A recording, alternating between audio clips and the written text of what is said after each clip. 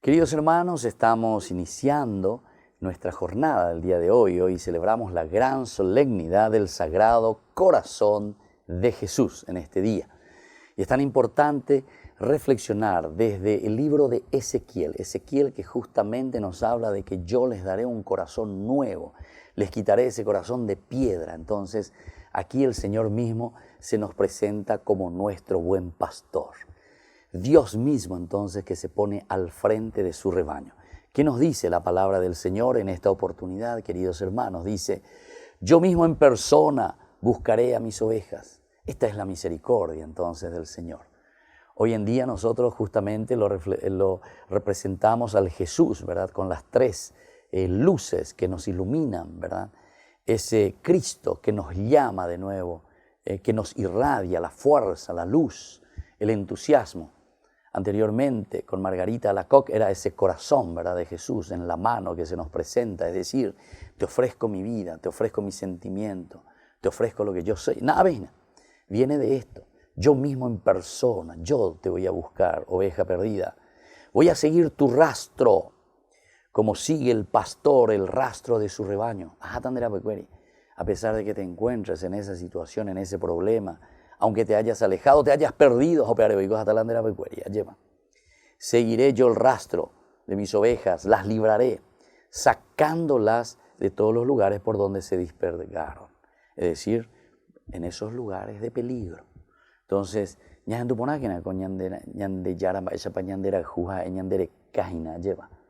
entonces un día de oscuridad y no varones, de ahí les voy a sacar. Sacaré de entre los pueblos, los congregaré de los países, los traeré de su tierra, los apacentaré en los montes de Israel. Es decir, formar un solo pueblo, formar una sola nación. ¿Cuántos de nosotros entonces vamos perdiendo el rumbo en la vida? ¿Cuántos de nosotros nos vamos con movimientos extraños?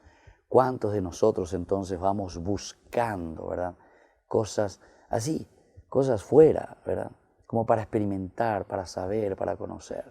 Sin embargo, el corazón de Jesús, ¿verdad?, que siempre nos llama y nos quiere reunir. Yo mismo iré a buscarle, pero siempre recordemos que este Jesús que nos está buscando lo hace a través de causas segundas, decimos siempre. Es decir, tu hermano, tu mamá, tu papá, tu amigo, si estás metido en la droga, si vos sos medio infiel, ahí en tu matrimonio, socio, ya tendré grande familia.